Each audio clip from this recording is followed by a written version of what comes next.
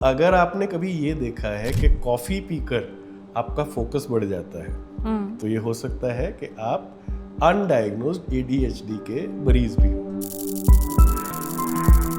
जहाँ पे कोई भी ब्रेन का पाथवे ओवर यूज होने लग जाए वहाँ पे वो प्रॉब्लम हो जाती है। वो सारे लोग हैं जो 1970 या 80 या 90 के दशक में पैदा हुए लेकिन डायग्नोज ही नहीं हो पाए। नॉर्मली ADHD बच्चे को ADHD नहीं कहा जाएगा, उसे शरारती, नॉन सीरियस, लापरवाह या इस तरह का कोई और जजमेंटल लेबल दे दिया जाएगा कि दवा लेना किसी की चॉइस नहीं हो। आप देखेंगे कि मोस्टली क्रिएटिव लोग भी ऑब्जर्वेंट ज्यादा होंगे।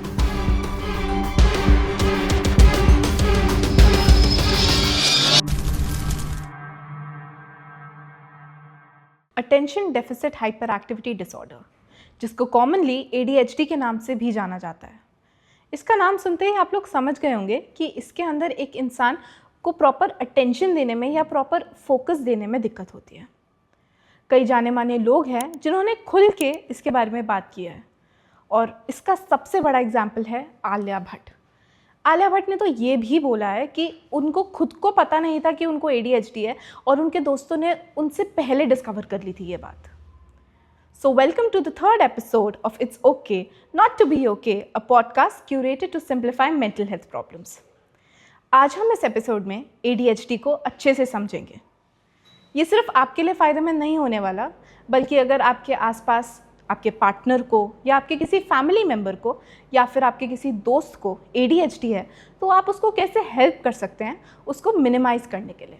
To discuss this in detail, we have Dr. Satyan Sharma, who is a second generation psychiatrist, has been working in this industry for last 18 years. He's trained by the Armed Forces Medical College, Pune. So let's start without losing any attention. तो dock ADHD की बात जब हम करते हैं तो उसका basic understanding से हम ये समझते हैं कि कोई इंसान है जो प्रॉपर अटेंशन नहीं दे पा रहा या फोकस नहीं दे पा रहा। तो इसकी एक्चुअलिटी में इसका मीनिंग क्या होता है? ओके, तो जब हम इसको साइंटिफिकली डिफाइन करते हैं तो इसके अंदर 3 एलिमेंट्स आते हैं। सबसे पहले इनअटेंशन, किसी भी चीज़ के ऊपर डीप फोकस देने में समस्या होती है। दूसरा हाइपर एक्टिविटी, ऐसे बच्चों को जिनको ADHD कहा जाता है वो क्लास के शरारती बच्चे माने जाते हैं, उनको अपनी सीट पे बैठना बड़ा मुश्किल लगता है, राइट? और टीचर्स हमेशा ये कंप्लेन करती हैं कि ये बच्चा बाकियों को बहुत डिस्टर्ब करता है। और तीसरा एलिमेंट जो है वो है इम्पल्सिविटी, मतलब बहुत ज़्यादा सोचे बिना कोई एक्शंस ले लेने। तो ऐसे बच्चों में आप देखेंगे कि वो थोड़े ज़्यादा रिस्की बिहेवियर्स में इंडल्ज करते हैं, जैसे कि बिना ये जज किए कि ये सीढ़ी कितनी गहरी है जंप कर दिया। और उनके ऐसे आप देखेंगे कि उनकी छोटी मोटी इंजरीज थोड़ी ज़्यादा होती हैं because of their impulsivity, inability to take a decision based on a complete calculation. They tend to be more adventurous. Okay, तो सर इसके बेसिक सिम्टम्स क्या होंगे? यही तीनों चीज़ें, इनअटेंशन मतलब कि सस्टेन्ड फोकस देने में प्रॉब्लम, थोड़ी फिजिकल एक्टिविटी ज़्यादा, और तीसरी इम्पल्सिविटी के बहुत ज़्यादा गहरा कैलकुलेशन करने से पहले ही कोई एक्शन ले लेना। डॉक, डू यू फील इसके बहुत सारे स्टेजेस होते हैं या ये सबके लिए सेम रहता है? देखिए, ह्यूमन बिहेवियर की जब हम बात करते हैं इसके अंदर एक हमारे पास बहुत बड़ा चैलेंज है कि इसका कोई भी मेजरेबल जो है इंडेक्स बहुत स्ट्रॉन्ग नहीं होता। अगर हम ब्लड प्रेशर की बात करें तो हम उसको नाप सकते हैं जी। अगर हम डायबिटीज़ की बात करें उसको भी हम नाप सकते हैं, एक नंबर दे सकते हैं, लेकिन हाउ मच ADHD इसको आंसर करना बहुत मुश्किल हो जाता है, राइट? यूजुअली जो पैटर्न आप देखेंगे ऐसे बच्चों में और ऐसे एडल्ट्स में वो ये होगा कि दिमाग ये इंटेलिजेंट होते हैं, देयर यूजुअली इंटेलिजेंस में कोई कमी नहीं होती, लेकिन जो इनके टीचर्स की रिपोर्ट आएगी पेरेंट्स को ये होगी केयरलेस मिस्टेक्स करते हैं, ये थोड़े ना अपने पोटेंशियल के नीचे परफॉर्म करते हैं क्योंकि डीप फोकस में प्रॉब्लम आती है। हाँ, अच्छी चीज़ क्या है, क्रिएटिविटी बहुत बेटर होती है। तो ये आप देखेंगे कि मोस्टली क्रिएटिव लोग भी ऑब्जर्वेंट ज़्यादा होते हैं जी। वो अपने आसपास के एनवायरनमेंट के बारीकियां भी बहुत जल्दी नोट कर लेंगे, राइट? वेरेज जो दूसरी प्रोसेस है, जो मैंने आपसे अभी कुछ देर पहले बात कर रहा था, ऑब्सेसिव कंपल्सिव प्रोसेस, वो इससे ठीक उल्टी होती है। वो डिटेल ओरिएंटेड होती है, उसके अंदर प्रोसेस को फॉलो करते हैं। अगर प्रोसेस को फॉलो ना करें तो उस इंसान को घबराहट, बेचैनी होनी शुरू हो जाती है कि अरे मेरी तरफ से कमी रह गई। जबकि जो ADHD प्रोसेस है, इसके अंदर जो इंसान है वो हमेशा 11th आवर पे काम खत्म करेगा। जब डेडलाइन आ गई होगी तभी उनके अंदर से वो आवाज़ आएगी कि भाई अब तो और कोई गुजारा नहीं है, अभी काम करना ही पड़ेगा। तो they are 11th hour workers, they tend to perform below their potential, and initial years में इंटेलिजेंस से ये कवर कर लेते हैं एकेडमिक्स। लेकिन जब हायर एकेडमिक्स में जाते हैं then they start facing serious challenges. Sir अभी आपने बात किया ऑब्सेसिव कंपल्सिव प्रोसेस का, एंड एक होता है OCD, obsessive compulsive disorder. Yes, क्या इन दोनों का कोई रिलेशन है और these two are very different things? Definitely इनका रिलेशन है। देखिए, प्रोसेस का मतलब है ब्रेन का एक पाथवे, राइट? जहाँ पे कोई भी ब्रेन का पाथवे ओवर यूज होने लग जाए वहाँ पे वो प्रॉब्लम हो जाती है, हाँ, राइट? हर एक ब्रेन के अंदर एक OC प्रोसेस होती है, मतलब काम को ठीक तरह से करने की क्षमता। लेकिन जहाँ पे काम ठीक हुआ कि नहीं ये मुसीबत बन जाए कि आपने एक काम किया लेकिन तसल्ली नहीं हो रही मैंने ठीक से किया कि नहीं किया, मैंने पैसे गिने लेकिन नहीं, अरे गलत ना हो जाए, मैं दोबारा गिन लेता हूँ, 3 बार गिनूंगा तो ठीक हो जाएगा, अगर नहीं करोगे तो घबराहट होगी। तो that is where it becomes OCD disorder, right? Process है, ओवर एक्सप्रेस कर रही है, इसलिए डिसऑर्डर बन गई। डॉक, जब मैं अपने बारे में बात करूँ, अभी जैसे हम थोड़ी देर पहले भी एक कॉन्वर्सेशन कर रहे थे, मैं भी कई बार बहुत ज़्यादा जोन आउट हो जाती हूँ, या फिर कोई एक इंसान जब कुछ बोलता है तो मेरे को I am back to the conversation. Yes, it happens with me a lot. Do you think I also have some of the symptoms of ADHD? all of us have symptoms of various mental health so-called disorders at different times under different conditions, right? पर ये problematic वहीं पे होते हैं जहाँ पे ये आपके दो मेन लाइफ के areas, either your relationships or your primary work, अगर ये उसके अंदर अड़चन डालने लग जाए, ओके, राइट? ठीक है। तो ऐसा हमेशा होता है कि भाई किसी चीज़ ने हमको हर्ट कर दिया, हम बहुत उदास हो गए और एक दिन हमसे काम नहीं हुआ, तो इसका मतलब ये नहीं कि हम डिप्रेशन में चले गए जी। Normally within a couple of days आप उस चीज़ को ओवरकम करते हैं, वापस अपने काम पे लग जाते हैं। सो सिर्फ the presence of something for some part in your life does not make it a permanent problem, okay, है ना? परमानेंट प्रॉब्लम या इसका कुछ इलाज करना है, इसको एड्रेस करना है, वो हम तभी करेंगे अगर वो consistently in the form of a pattern आपके रिलेशनशिप्स को सैबोटाज कर रही है या आपके काम करने की कार्यकुशलता जो है उसके अंदर प्रॉब्लम ला रही है। Okay. Sir, do you have any examples और cases you have handled of ADHD initial point पे, जो आपने देखा धीरे धीरे बढ़ के बहुत ज़्यादा इलेबोरेट हो गए, बहुत ज़्यादा एक्सेसिव हो गए? बिल्कुल। अगर आप ADHD की बात करें बच्चों के अंदर, हाँ जी, तो यूजुअली क्या है, 1980s में ये कंडीशन अच्छे से स्टडी करके डिफाइन कर दी गई थी। उससे पहले हमें मालूम ही नहीं था कि ADHD कुछ होता भी है। ओके। सो 1980 के दशक में इसे डिफाइन किया गया। 1990 के दशक तक इसको हमने अलग अलग मेडिकल कॉलेजेस में, साइकेट्री डिपार्टमेंट्स में पढ़ाना शुरू कर दिया कि भाई अब ये एस्टेब्लिश चीज़ है। लेकिन अभी भी हिंदुस्तान में और बहुत दुनिया के अंदर वो सारे लोग हैं जो 1970 या 80 या 90 के दशक में पैदा हुए लेकिन डायग्नोज ही नहीं हो पाए, राइट? अगर मैं उनको ये कहूँगा कि थोड़ा सा अपने एजुकेशन हिस्ट्री की तरफ देखिए, तो क्या आपको ऐसे डिस्क्राइब किया जाता था कि आप काफ़ी इंटेलिजेंट हैं लेकिन केयरलेस मिस्टेक्स करते हैं? क्या आपको स्पेलिंग्स के अंदर प्रॉब्लम आते थे? क्या आप लॉन्ग ऐसे टाइप आंसर लिखने में प्रॉब्लम महसूस करते थे? क्या आपको एक ही चीज़ लंबे समय तक पढ़ने में मुसीबत आती थी और आपका ब्रेन बहुत जल्दी नई नई चीज़ों की तरफ अट्रैक्ट होता था, आप बहुत जल्दी बोर हो जाते थे? तो हो सकता है कि आप अब एक एडल्ट है जिनको एक ADHD अनडायग्नोज्ड प्रोसेस में से जीना पड़ रहा है। तो ये है एडल्ट एडीएचडी। बच्चों के अंदर एडीएचडी को ऐसे डिस्क्राइब किया जाता है कि जैसे चाबी भर के किसी खिलौने को छोड़ दिया गया। तो एडीएचडी, जब आप एक बच्चे को देखते हो जो कि एडीएचडी प्रोसेस से सफ़र कर रहा है जी। तो जब वो आपके क्लिनिक में आएगा वो सब कुछ करेगा जो वो पॉसिबली कर सकता है। जैसे एक खिलौने को चाबी भरकर छोड़ दिया गया हो, उस बच्चे को एक जगह पर बिठाना नेक्स्ट टू इम्पॉसिबल होता है, और वो हर चीज़ डिसरप्ट करेगा। आपका सामान उठा के इधर उधर फेंकेगा, कुछ चीज़ों को देखेगा, हर मूवमेंट की तरफ अट्रैक्ट होगा और उसकी बॉडी हिलती ही रहेगी। बच्चों में एडीएचडी और ग्रॉस एडीएचडी ये पकड़ना काफ़ी आसान हो जाता है। प्रॉब्लम वहाँ आती है जहाँ ये प्रोसेस सब क्लिनिकल होती है और धीरे धीरे आपकी लाइफ की प्रोडक्टिविटी को कम कर रही है, लेकिन ग्रॉस ऐसा कुछ नहीं है जो आपको दिखे। तो लो केस एडीएचडी के अंदर यूजुअली एडल्टहुड में ही पता चलता है। ओके। और ऐसे लोग बड़ी सरप्राइजिंगली आप देखेंगे they tend to go towards more creative fields.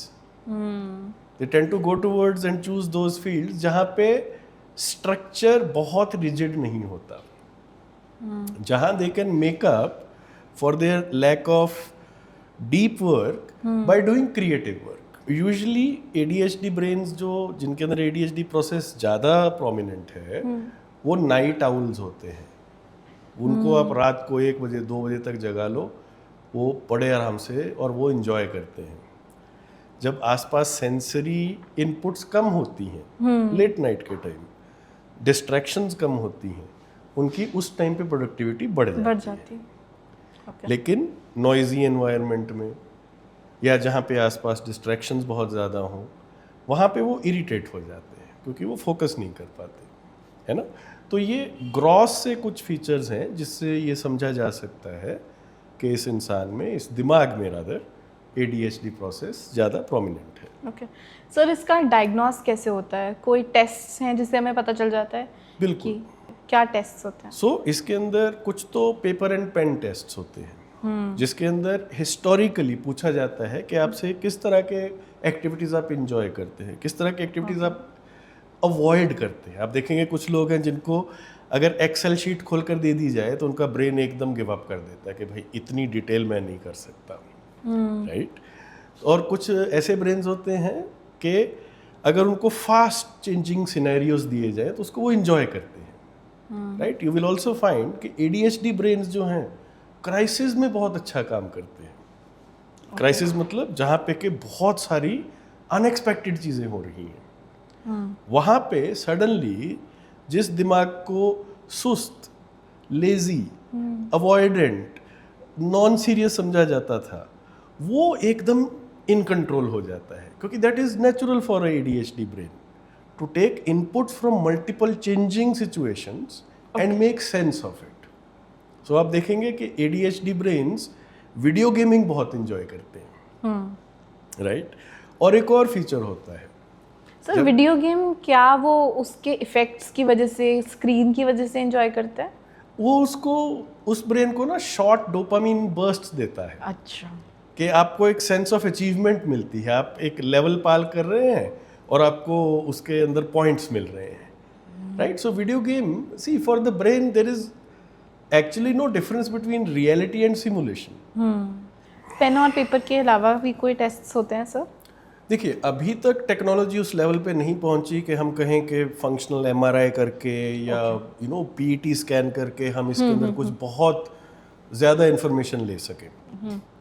अभी भी टेस्ट्स से भी ज़्यादा इम्पोर्टेंट है क्लिनिकल प्रेजेंटेशन। ओके, ठीक है। एक ADHD पर्सन का डेली लाइफ पैटर्न क्या होता है? मतलब उसकी डेली लाइफ पे कैसे अफेक्ट करता है उसकी जो ये डिसऑर्डर है? ओके, डेली लाइफ में सबसे बड़ा चैलेंज आता है टाइम ब्लाइंडनेस का, ओके, टाइम मैनेजमेंट का। ये लोग बहुत ज़्यादा स्ट्रगल करते हैं अपने दिन को स्ट्रक्चर देने में। ओके। इंटेलिजेंट होते हुए भी अपने day to day time management इनकी सबसे बड़ी समस्या हो जाती है।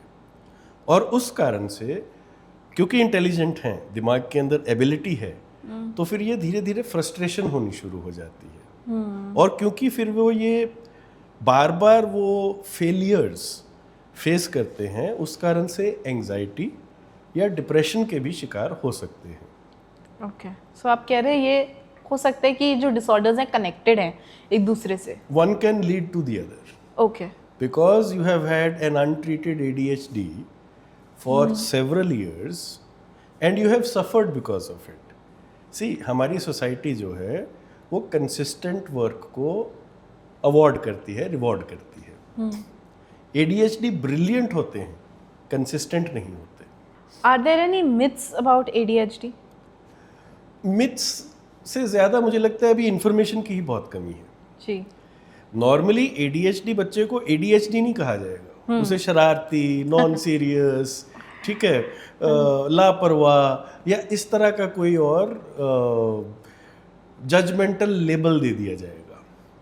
हमारे यहाँ पे हम लोग एक्चुअली साइंस के हिसाब से अपनी ज़िंदगी नहीं जीते। अगर मैं आपसे ये कहूँ कि the entire concept of free will, यही बहुत गलत है। इंसान के पास शायद कोई चॉइस होती ही नहीं। All of us behave according to our nervous system, especially in times of stress, we will fall to the level of our nervous system. आपका ब्रेन जैसे वायर्ड है, आप वैसे ही बिहेव करेंगे, राइट? ओके, तो अभी लास्ट के कुछ दशकों में ही हमने ये जाना है कि ब्रेन की प्रोसेसेस एक्चुअली काम कैसे करती हैं। उससे पहले जो सो कॉल्ड फ्रॉइडियन और जो बाकी के थ्योरीज थी, वो सब इस तरह के आइडियाज थे एक्सप्लेन करने के लिए कि बिहेवियर क्या काम करता है। उसका एक्चुअल न्यूरोसाइंस के साथ कोई कनेक्शन नहीं था। पर अभी ये फ्रंटल कॉर्टेक्स है, ये आपके वेरियस चैनल्स हैं और ये वेरियस पाथवेज हैं। इतनी डिटेल बहुत रिसेंट के ही कुछ दशकों में आई है। ओके, तो अभी ब्रेन के डिसऑर्डर्स को या ब्रेन के डिसफंक्शंस को प्रॉपर वेकेबुलरी ही हमारे पास अब आई है। उससे पहले तो वही नहीं, ये शरारती है या ये नालायक है या ये कोई ना कोई लेबल दे के हम एक साइड पे कर देते थे। सर आपके पास कोई केस है, of course without taking any names, if you can describe how a person feels और हाउ पर्सन रिएक्ट्स? मैंने इनफैक्ट अपना खुद का ADHD का इलाज अपने 40s में करना शुरू किया है। अब मुझे समझ में कैसे आया कि मैं ADHD हूँ कि मेडिकल कॉलेज में मैं वाइवा में बहुत अच्छा परफॉर्म करता था, पर थ्योरी जहाँ पे के लंबे आंसर लिखने होते थे वहाँ मैं बड़ी मुश्किल से पास होता था, राइट? मतलब बहुत मुश्किल से। I was not in the top half of the class and not even in the next quarter. But later on I understood कि मेरी स्ट्रेंथ्स कुछ और हैं। मैं डीप फोकस नहीं कर पाता, लेकिन मैं क्रिएटिव सॉल्यूशंस बहुत अच्छे निकाल सकता हूँ। तो अब जाके 40s में जब I started working with other brilliant psychiatrists, they were able to tell me that actually you have an untreated adult ADHD process. और अब मैंने अपना ट्रीटमेंट शुरू किया है and I have suddenly realise that I could have done so much better academically अगर ये मैं पहले शुरू कर लेता। So was it difficult for you to accept that I have been diagnosed with this disorder, or was it normal? So because I am trained as a scientist, Okay. so scientists don't have the luxury of opinion. Ji, We have to answer to evidence. अगर मैंने कोई दवा ली, मैं अपने case में एक brain stimulant दवा लेता हूँ जो कि ADHD का इलाज होता है। अगेन काउंटर इंट्यूटिव है। काउंटर इंट्यूटिव मतलब हम कह रहे हैं कि ब्रेन जो है ओवर एक्टिव है, बहुत जल्दी जो है Skip अटेंशन करता है। फ्लिट करता है, चेंज करता है। जी, तो ऐसे केस में इंट्यूटिवली आप सोचेंगे कि कोई जो इस प्रोसेस को धीमा कर दे वो काम करेगा, लेकिन काउंटर इंट्यूटिवली ब्रेन के जो स्टिमुलेंट हैं वो उन न्यूरल पाथवेज को ओवर स्टिमुलेट करके एग्जॉस्ट कर देते हैं, राइट? तो अगर आपने कभी ये देखा है कि कॉफ़ी पीकर आपका फोकस बढ़ जाता है, तो ये हो सकता है कि आप अनडायग्नोज्ड ADHD के मरीज भी हो, राइट? मेरे केस में भी वही हुआ। मैंने देखा कि कहीं पे तो कॉफ़ी मेरी एंजाइटी बढ़ा देती है, लेकिन कहीं पे कॉफ़ी मेरे को फोकस बेटर दे देती है. So I had to find out what works best for me. So currently I am taking a stimulant medicine. I also take something which takes the edge out of that stimulation. कि मैं jittery ना हो जाऊँ, लेकिन मैं focus better कर सकूँ. So for me it was empowering. Right? ये जितने भी लोग साइंटिफिकली माइंडेड होते हैं वो ये जानते हैं कि भाई सारे लेबल्स जो हैं वो गलत है. इन दी एंड व्हाट मैटर्स इज कि आपकी प्रोडक्टिविटी कौन सी चीज़ बढ़ा रही है, आपकी फंक्शनिंग कौन सी चीज़ बेटर कर रही है. और as a doctor I know मुझे ऐसा कोई हैंग अप नहीं है कि मैं कोई वो ऑपरेशन ना कराऊं जिससे मुझे फ़ायदा होना हो, या मैं वो कोई ट्रीटमेंट ना लूं जिससे मुझे फ़ायदा होता हो. राइट? हम सबके अंदर एक फियर ऑफ अननोन होता है. Right? Because I have been trained as a doctor, मेरे लिए वो अननोन नहीं है. But I see that fear. अगर मैं आपसे कह दूं कि पलक आपके पेट में दर्द है, अरे ये डायग्नोज हो गया है कि ये तो अपेंडिसाइटिस है, एक ऑपरेशन करना पड़ेगा, तो क्या आपका दिल करेगा वो ऑपरेशन कराने का? नहीं, किसी का भी नहीं करता. राइट? लेकिन क्या उस ऑपरेशन से आपको फायदा होगा? 100%. It will be a life saving surgery actually. Right? तो मैं बहुत लोगों को ये कहता हूँ कि दवा लेना किसी की चॉइस नहीं होता. कोई भी, आज तक मैंने हजारों मरीज देखे हैं, आज तक एक भी मरीज नहीं आया जो कह रहा है कि डॉक्टर साहब मेरा दवाई खाने का दिल करता है इसलिए आप दवाई दे दो. राइट? दवाई मजबूरी में लेनी पड़ती है. हाँ. लेकिन अगर कुछ दवाई लेके, कोई गोली लेकर अगर आपकी एफिशिएंसी बढ़ जाती है और उसका कोई साइड इफेक्ट नहीं है आपके शरीर पे, और उससे आप अपनी क्वालिटी ऑफ लाइफ बेटर करेंगे, तो क्या is it a bad bargain? No, not at all. Right? So that is what I want. Okay. In modern brain science, I understand that there is a certain resistance to starting and continuing medicines. Absolutely understandable. It is a natural wish. It is a natural desire to not take anything which is external. और in fact, ये बहुत सारी दवाइयाँ Olympics में भी band है. Olympics में क्यों बैंड है? Because they give the athlete an unfair advantage. तो जब ओलंपिक कमेटी मान रही है कि भाई ये दवाइयाँ जो है उस इंसान को कुछ ऐसी कैपेबिलिटीज दे देती हैं जो अनफेयर है, राइट? तो आपको अगर ओलंपिक्स में नहीं जाना है, अपनी ज़िंदगी बेटर करनी है, then it's actually a very good choice. Sir, Alia Bhatt, she has been very vocal about ADHD, and she's also said that I've been diagnosed with ADHD. But one thing that struck me the most was उन्होंने कहा कि मैं जब camera के सामने होती हूँ, मैं जब अपनी बेटी राहा के साथ टाइम स्पेंड करती हूँ, तो मेरा अटेंशन वही है, मेरा मोमेंट वही है. बट जब मैं स्कूल में होती हूँ या मैं कुछ और काम करती हूँ तो मेरा फोकस जोन आउट हो जाता है. हाँ. तो सर ऐसा क्यों होता है कि कुछ चीज़ों में तो हमारा फुल फोकस जा रहा है, लेकिन कुछ चीज़ों में हमारा बिल्कुल फोकस नहीं जा रहा है? अगर कोई इंसान हाँ चाकू लेके आपके पीछे पड़ जाएगा तो उस चाकू के अलावा आप और कुछ भी सोच सकेंगी? बिल्कुल नहीं. Right? So it depends on level of motivation. Okay. Something which you are deeply emotionally involved with, like your own child, will take up all your attention. And that is another challenge in diagnosis and treatment of ADHD. क्योंकि लोग कहते हैं कि नहीं, जब ये picture देखते हैं तब तो बहुत डीपली देख लेते हैं, हाँ. तो किताब क्यों नहीं पढ़ सकते? Right? You have to understand कि इमोशनली कौन सी चीज़ उस इंसान के लिए ज़्यादा अट्रैक्टिव है.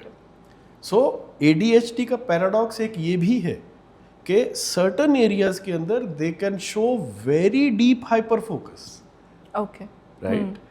And that does not mean, it is not, see, because the human brain is so complex, we always need to understand that there can be different level of attention based on how emotionally involved that brain is with that particular process.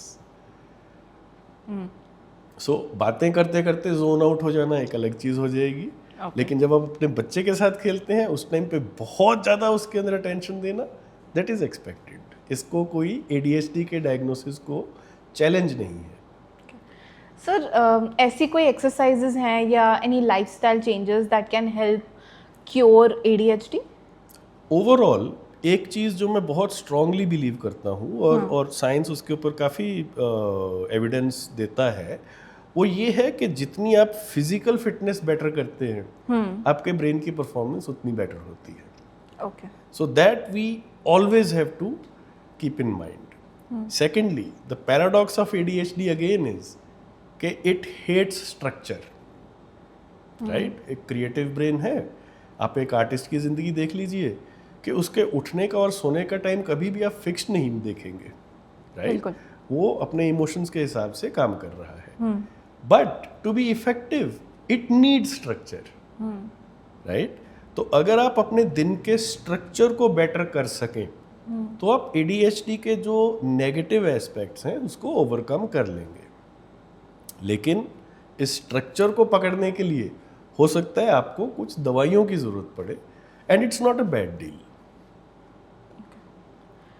Is there a proper cure for ADHD? मतलब जैसे कि दवाइयों से minimise हो सकता है, but क्या एकदम से जा सकता है, ऐसा कोई क्योर है? मेडिकल साइंस में या पूरी एंटायर मॉडर्न मेडिसिन में क्योर सिर्फ और सिर्फ इन्फेक्शंस का 100% होता है. इन्फेक्शंस कि आपको किसी बैक्टीरिया, किसी वायरस, किसी फंगस ने इन्फेक्ट कर दिया और आपने एंटीबायोटिक्स देके उसको क्योर कर दिया. बाकी सारी कंडीशंस जिनको हम नॉन कम्युनिकेबल डिजीजेस कहते हैं, जैसे हाइपरटेंशन, जैसे ब्लड प्रेशर, जैसे कि डायबिटीज़, जैसे कि बहुत सारे कैंसर्स और सारे के सारे brain related so called disorders या डिजीजेस, ये सब आपके जेनेटिक मेकअप के साथ डीपली लिंक्ड हैं. तो इनका क्योर नहीं होता, इनका मैनेजमेंट होता है. कैंसर्स के अंदर भी आप देखेंगे फैमिलीज़ में वल्नरेबिलिटीज़ होती हैं कि किसी पर्टिकुलर फैमिली के अंदर किसी पर्टिकुलर टाइप ऑफ कैंसर के ज़्यादा इंस्टेंसेस आते हैं. राइट? तो उसी तरीके से सारे ब्रेन रिलेटेड डिसऑर्डर्स को एक प्रोसेस और एक जेनेटिक वल्नरेबिलिटी के तहत हम देखते हैं और इसको उसी हिसाब से हम मैनेज करते हैं. क्योर मे बी आने वाले 5-10 सालों में कोई जेनेटिक लेवल का क्योर आ जाए, पर तब तक के लिए इफेक्टिव मेडिसिन आर देयर जहाँ you need not suffer because of having a mental health diagnosis. आप अपने डॉक्टर के साथ काम कीजिए, अपना गोल ये रखिए कि मुझे अपनी क्वालिटी ऑफ लाइफ बेटर करनी है. राइट? और उसके अंदर माइंड को ओपन रखिए कि ऑप्शंस जो भी होंगी हम वो यूज़ करेंगे, whether it is therapy, whether it is medicines, whether it is certain techniques which now can help. आजकल कुछ ऐसे एक्सटर्नल मैग्नेटिक स्टिमुलेशंस भी आ गए हैं जो ब्रेन के ऊपर डायरेक्टली स्टिमुलेट करके उसके अंदर कुछ चेंजेस ला सकते हैं और उससे भी हेल्प हो जाती है. सो बहुत सारी मोडेलिटीज़ अवेलेबल हैं. वो individual person to person vary करता है कि वो किस तरह से होंगे, पर अगर मैं ये कहूँ कि एक ही बार में वो चीज़ जड़ से ख़त्म हो जाएगी, then I will be lying to you. ऐसा नहीं होता. हाँ, बट आज की डेट में आपकी क्वालिटी ऑफ लाइफ सफ़र करे बिकॉज ऑफ ADHD प्रोसेस, ऐसा नहीं है.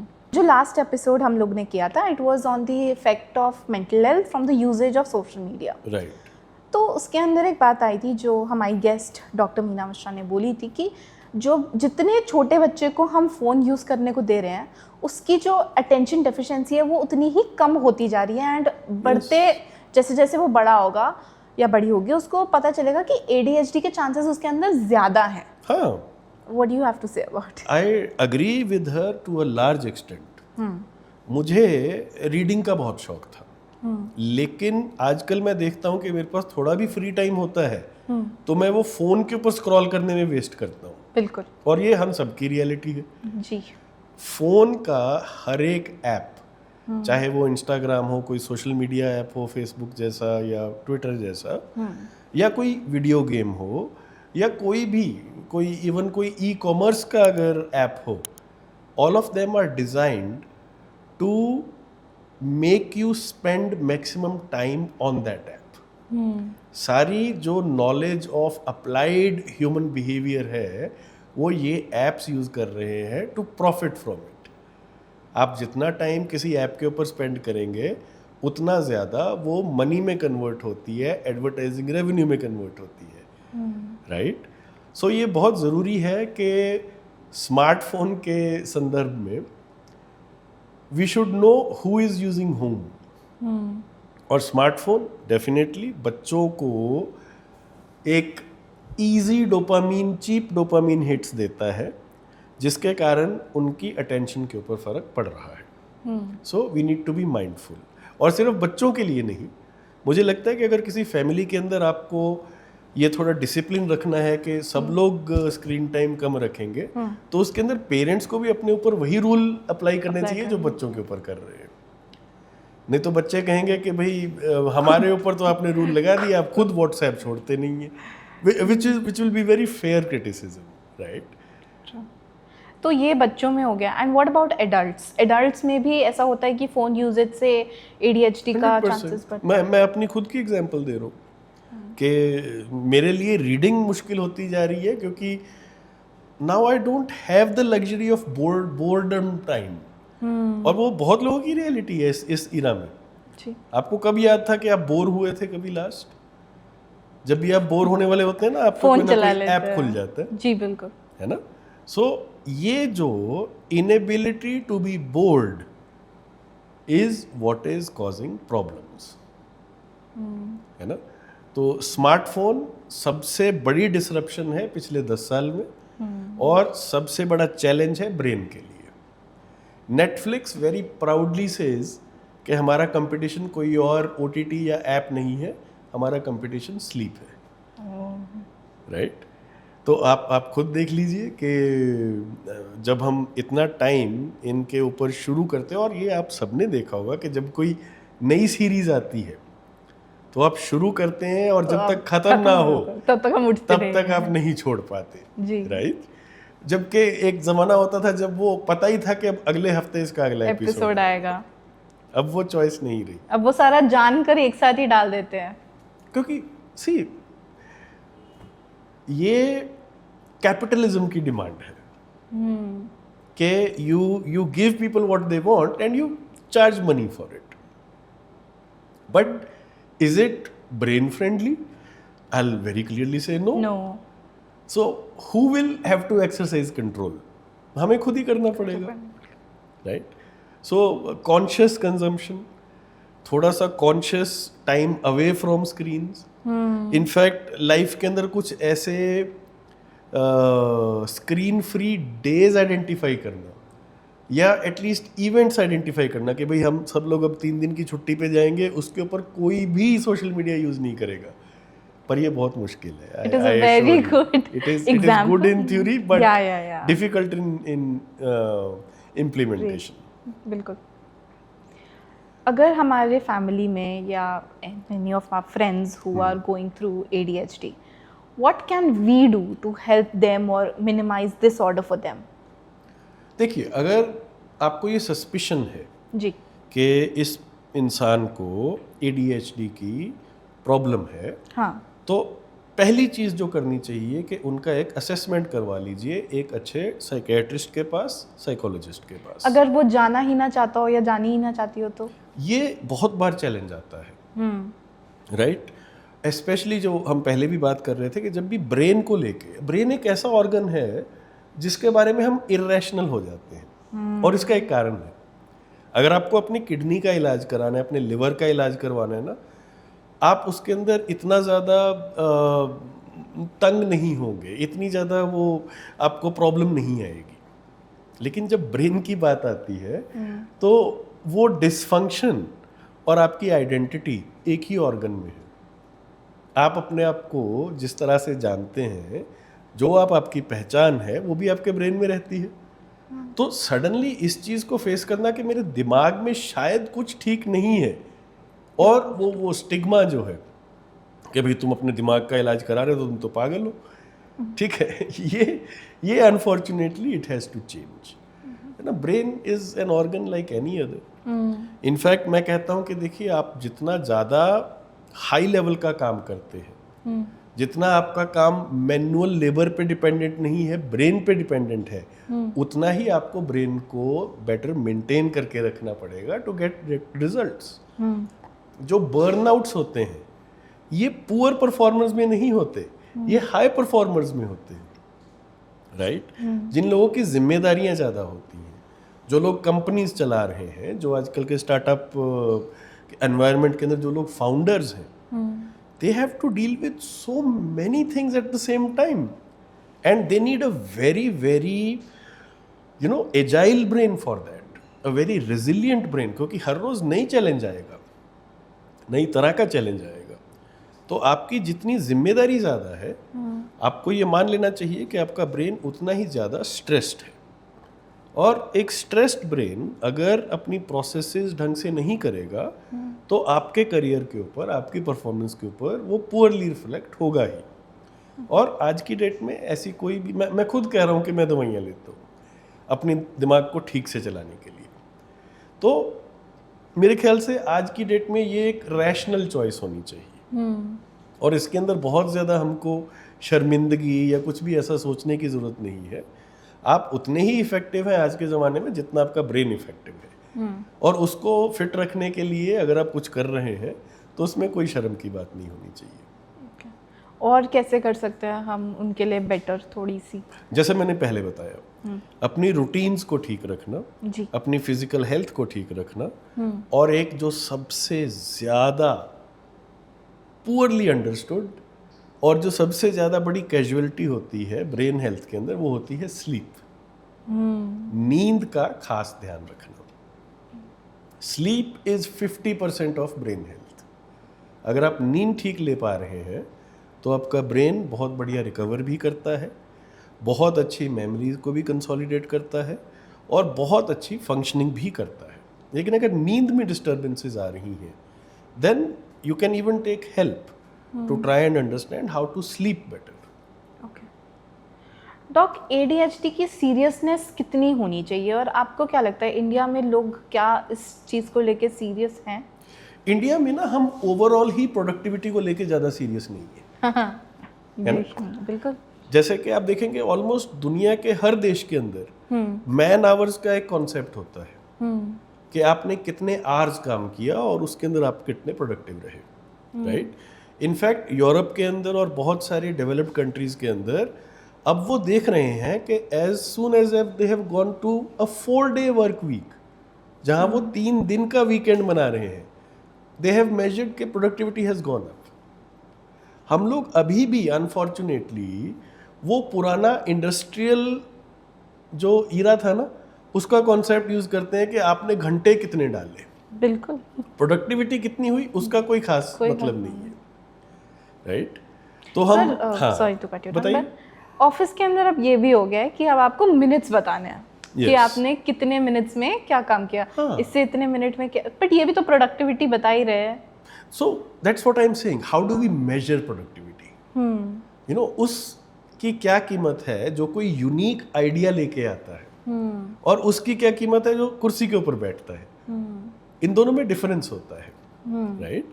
सो not everything, see, measuring productivity only by time is a old matrix. Now it has to be on the basis of impact, कि आपने impact कितना create किया, आपके काम की क्वालिटी कैसी थी, गुणवत्ता कैसी थी, और आपने प्रॉब्लम कितनी बड़ी सॉल्व की।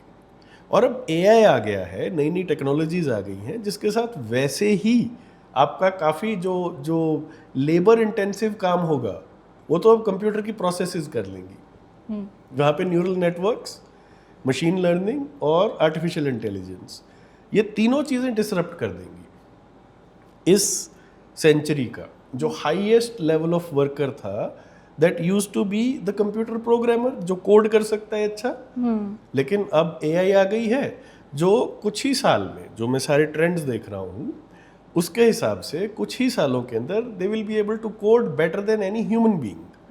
तो तब वो वाले वर्कर्स कहाँ जाएंगे, और तब हम प्रोडक्टिविटी कैसे मेजर करेंगे, राइट? तो ये मैट्रिक्स इवॉल्व होने की ज़रूरत है। कि आपने कितने घंटे डाले वो ज़रूरी नहीं है, आपके काम का इम्पैक्ट कितना है, आपके काम की क्वालिटी कैसी है, ओवरऑल प्रोडक्टिविटी हम कैसे मेजर करते हैं। डॉक, डू यू थिंक आजकल लोग बहुत कैजुअली बोल देते हैं कि अरे यार मेरे को तो ADHD है, हाँ। मेरे को तो डिप्रेशन, कई बार लोग कूल बनने के लिए भी बोल देते हैं। बिल्कुल, आपको ऐसा मैं लगता तो है? डिप्रेस हो गया, अरे मुझे तो ट्रॉमा दे दिया उन्होंने। अगर आपके किसी के साथ विचार नहीं मिले तो अरे वो तो नार्सिसिस्टिक है, राइट। ये बाइपोलर भी बहुत यूज होता है। बिल्कुल राइट। ये अब अनफॉर्चुनेटली क्या है कि जब साइकेट्री और साइकोलॉजी एज डिसिप्लिन्स इवॉल्व हो रहे थे तो हमारा जो नॉमेनक्लेचर था हमने इंग्लिश लैंग्वेज से ही लिया, हाँ। राइट। बट अब डिप्रेशन की बात ले लें। For clinical depression it needs at least 2 weeks of persistent symptoms to qualify as clinical depression. हाँ, जिसको हम मूड फ्लक्चुएशन या लो मूड कहेंगे वो तो हम दिन में भी 4 बार फील कर सकते हैं, उसमें क्या है, right. So there is a difference between how things are spoken and what they mean in the scientific field. And definitely using of the same words interchangeably and in casual conversation is a disservice. It's a very normal question. I think it's very important also. Yeah. You've been a psychiatrist for 18 years now. Yeah. How important do you think is therapy for each and every person, disregard of the disorder that they are going through? Agreed. See, I look at psychiatry and psychotherapy as the same relationship which an orthopedician has with a physiotherapist. Sir इसको थोड़ा सा आपको explain करना पड़ेगा। So orthopedics में क्या होता है कि एक फ्रैक्चर के साथ एक इंसान उस डॉक्टर के पास पहुंचता है जी। एक्सरे के ऊपर ये पता किया जाता है कि कौन सी हड्डी टूटी है। हाँ। ऑर्थोपेडिशियन का काम होता है उस हड्डी को वापस अपनी नॉर्मल पोजीशन में आना और उसको वहाँ पे इमोबलाइज करके रखना। ऑन एन एवरेज एक मेजर लार्ज बोन को 6 वीक्स के लिए आप इमोबलाइज करके रखते हैं, प्लास्टर चढ़ा के रखते हैं। उन 6 वीक्स में वो बोन हील हो जाती है। उसके बाद आपको फिजियोथेरेपिस्ट की ज़रूरत पड़ती है उन मसल्स को स्ट्रॉन्ग करने के लिए और उन मूवमेंट्स को वापस लाने के लिए और उस पूरी रेंज को खोलने के लिए जो वो इंसान एक्सपीरियंस कर रहा था बिफोर द एक्सीडेंट, राइट। तो मैं एज अ साइकेट्रिस्ट एक ऑर्थोपेडिशियन हूँ। ओके। मैं acute psychotic breakdown, severe depression, severe anxiety को दवाई से ट्रीट करता हूँ। जब यूजुअली मेरे पास मरीज आते हैं क्राइसिस में, राइट, कि सर बच्चा स्कूल नहीं जा रहा। क्यों नहीं जा रहा पता नहीं, वहाँ पे इसको कोई ना कोई टीचर ने डांट दिया या कोई भी ऐसा इवेंट हुआ जिसके बाद बच्चा स्कूल को अवॉइड कर रहा है।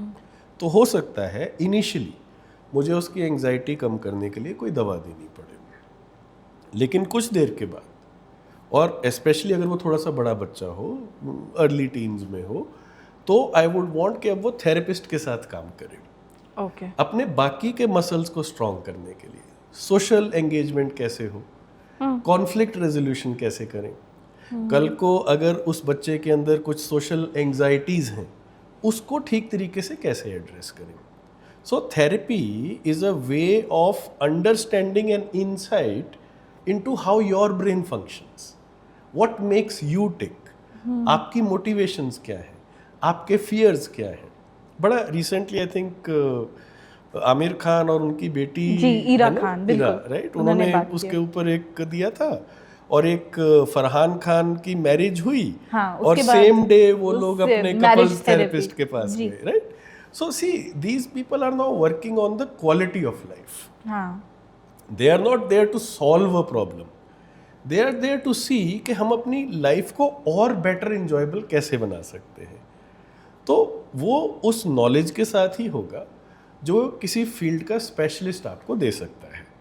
अगर आप एक कंपनी चला रहे हैं, अगर आप एक बिजनेस कर रहे हैं और आपके पास एक बहुत अच्छा इनकम टैक्स लॉयर नहीं है या एक इनकम टैक्स कंसल्टेंट नहीं है, तो आप टैक्स ऑप्टिमाइज कैसे करेंगे। आप अपनी कंपनी को कल को एक्सपैंड करना होगा, स्केल अप करना होगा, तो बिना उस नॉलेज के कैसे लेके जाएंगे, है ना।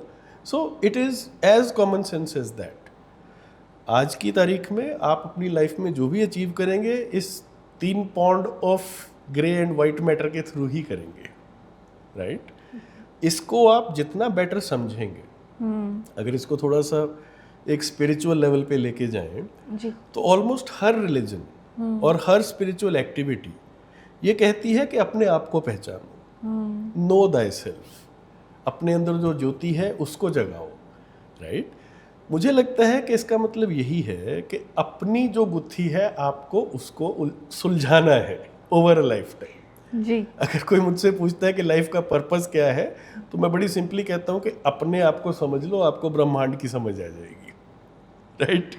तो ये उसी तरह से है। A therapist is like a coach who helps you understand yourself better and how you can operate better, how you can thrive rather than just survive.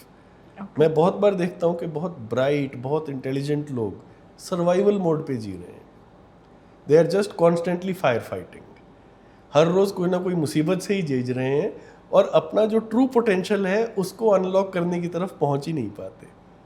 और मुझे लगता है it is all about emotional management, understanding how your brain works, and creating those circumstances in which you can be the best version of yourself. Okay. So you've been there in this industry for 18 years now. What advice would you give to our listeners who are also, you know, going through ADHD, या जो अपने parents को या अपने partners को या अपने किसी फ्रेंड को देख रहे हैं इस डिसऑर्डर से गुजरते हुए? मैं ये कहना चाहूँगा कि इसके अंदर नॉइज बहुत है। आप इनफैक्ट कोई भी फील्ड ले लीजिए, specially related to human health, उसके अंदर competing, you know, and opposing views और बहुत तरह के ओपिनियंस होते हैं लोगों के। और मेडिकल जहाँ पे वेलनेस की बात आती है, मेडिकल डिसीजन मेकिंग की बात आती है, ये एक बहुत ही कॉम्प्लेक्स फील्ड होता है। और ज़रूरी नहीं कि अगर आप बहुत इंटेलिजेंट हो तो तब भी आप अपने आप से कोई अच्छा मेडिकल डिसीजन ले पाएंगे। मैं जैसे अभी आपसे बात कर रहा था कि one of the most brilliant brains of this era, Steve Job, जिन्होंने एप्पल कंप्यूटर्स के अलावा पिक्सार इंडस्ट्री शुरू करके, नेक्स्ट कंप्यूटर शुरू करके, iTunes स्टार्ट करके ऑलमोस्ट 6 इंडस्ट्रीज़ को रेवोल्यूशनाइज किया था। 6 different industries, from animation to how we today purchase music, सब स्टीव जॉब्स की देन है। जब अपनी बीमारी की बात आई, he had a form of cancer जो ठीक टाइम पे डायग्नोज हो गया था और जिसके अंदर उनको एक सर्जरी एडवाइस की गई थी। अगर उस टाइम पे he had gone for that surgery, he would have lived a longer life. लेकिन वहाँ पे इतना इंटेलिजेंट इंसान भी ये सोचकर कि मैं अपने आप को नेचुरली ठीक करूँगा, अपनी लाइफ को छोटा कर गए, राइट? तो मेडिकल डिसीजन मेकिंग में जो सबसे ज़्यादा ज़रूरी चीज़ है वो है going to the right expert and getting the right advice and then trusting the process. क्योंकि इसके अंदर, क्योंकि ये मेजरेबल और सिंपली ईजीली अवेलेबल इंफॉर्मेशंस नहीं है, ये थोड़ी सी स्पेशलाइज्ड नॉलेज है। तो आप जितने अच्छे एक्सपर्ट के साथ बात करेंगे और उनके साथ काम करेंगे, उतने ही आपके चांसेस ऑफ सक्सेस इसमें बढ़ जाएंगे। Find the right expert. That is what I want to say. Okay. Do you think that हर इंसान को थेरेपी लेना ज़रूरी है? I don't know. ये मेरे ख्याल कभी भी सच नहीं होता कि कोई भी चीज़ सबके लिए हमेशा ठीक होती है। Except maybe you know कि एयर पोल्यूशन नहीं होनी चाहिए, फूड आपका जो है वो हेल्दी होना चाहिए, आपकी चॉइसेस बेटर होनी चाहिए। हाँ, बट मुझे लगता है कि जो लोग इंटेलिजेंट हैं और जो लोग सेंसिटिव हैं स्पेशली, उनको थेरेपी को, साइकोलॉजी को और इवन साइकेट्री को एक्सप्लोर ज़रूर करना चाहिए। क्योंकि आज हम उस टाइम पे बैठे हैं जहाँ हमारे दिमाग से ही मैक्सिमम चीज़ें होती हैं, और अगर हम अपने दिमाग को बेस्ट यूज़ कर पाएंगे तो आपके सक्सेस होने के चांसेस उतने ही बेटर होते जाएंगे। सो knowing your self, understanding how you can better manage yourself is always advantageous. Okay. जो लड़कियों को ज़्यादा अटेंशन चाहिए होती है, क्या उनको भी ADHD होता है? नहीं, आपको क्यों लगता है कि सिर्फ लड़कियों को चाहिए होती है? मैंने नहीं बोला है, इसका कोई सिर्फ लड़कियों को चाहिए होती, लड़कों को नहीं चाहिए होती। नहीं, वो तो एक नीड है, वो डेफिनेटली नॉट, वो अलग चीज है। एग्जांपल नहीं है। Doc, you've been working in this industry for so many years now, as we've already talked about it. If you could talk about some of the cases that you have dealt with, or if you can talk about the case. Sure. Yeah. So, I mean, without of course naming anybody. Yeah, of course. ADHD के अंदर, since my focus is generally adult psychiatry. Yes. Right? And ADHD historically mostly was kept in pediatric psychiatry. बच्चों के case में ADHD को आप ज़्यादा aggressively treat करना चाहते हैं क्योंकि उनकी एकेडमिक रिक्वायरमेंट्स होती हैं ना, क्लास के अंदर नंबर कम आ रहे हैं, बच्चा इंटेलिजेंट है, परफॉर्म नहीं कर पा रहा, तो parents, teacher, society, they will push them towards treatment कि इसको बेटर चाहिए, हमको रिजल्ट्स चाहिए अच्छे। So that is usually there. मैं अब जो ग्रुप ऑफ पेशेंट्स को देख पाता हूँ वो हैं adult who have missed the diagnosis of ADHD in their earlier life. जैसा मैंने आपको पहले बताया कि 1980s में ही ये एक्चुअली कंडीशन को फॉर्मुलेट किया गया था साइंटिफिकली, और उसके बाद धीरे धीरे उसकी एजुकेशन और फिर उसके बारे में इंफॉर्मेशन बढ़नी शुरू हुई। I see patients of ADHD who are actually successful in other fields, but those fields are usually artistic and creative fields. So I see people who are now in advertising, people who are now in established artists, and they come to me and say, "Doc, I feel I can be more productive. I feel that I can give better structure to my time. I get frustrated because I am very good at what I do when I am doing it. लेकिन जो बाकी की processes हैं उसके आसपास, marketing करनी, अपनी brand बनानी, लोगों से मिलना, इमोशनल रेगुलेशन करना, उसमें I am lacking because of my ADHD process." वहाँ पे मैं हेल्प करता हूँ। Okay. So I start them on treatment. They immediately start seeing a deepened focus. They become more and more process as well as result oriented. And it's almost like then they say कि अब ये मेरी life का 2.0 हो रहा है, I am now a better version of myself and I am enjoying this growth. So I think that is most satisfying for me to see adult ADHD patients who of course will respond very well to medicines, and they find that the quality of life is now better. Okay. Thank you so much, Doc, for being here. It's just an honor. And to thank you more, we would like you to gift this 7 chakras pyramid. Thank you so much. It's been a pleasure. I really enjoyed myself here, and that is the most important part. This basically aligns the 7 chakras in your body and Thank you so helps much. you stay happy and healthy. Thank you, Palak. Really, it was a pleasure to be here. Any last words that you have to say to us, sir? I think we live in a time and space where knowledge is power. Yeah. And it would be unfair if we do not assimilate the knowledge of how to use our brain better and use that knowledge to become more effective and more, and unlock our potential as human beings. और ये छोटे मोटे लोग क्या कहेंगे और बाकी लोग कैसे सोचेंगे, इन मेंटल बैरियर्स को अब हमको ओवरकम कर देना चाहिए। आपको लगता है इंडिया में थोड़ा ज्यादा रहता है ये सब? Absolutely. Not only India, entire Southeast Asia. Okay. We share that cultural context of other people, which is much more important. In Europe and in the US, you'll see उनको it is फर्क नहीं almost पड़ता। irrelevant. हाँ. So this is something, where individual performance should be celebrated. We tend to be more known by our cultural identity rather than individual identities, right? And then in case of high performers especially, I think they need to overcome this mental block of having just a cultural identity and not having an individual identity.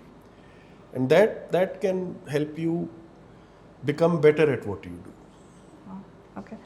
Thank you so much, Doc, for being here. It was a pleasure, and thank you so much for actually telling us and simplifying us for ADHD.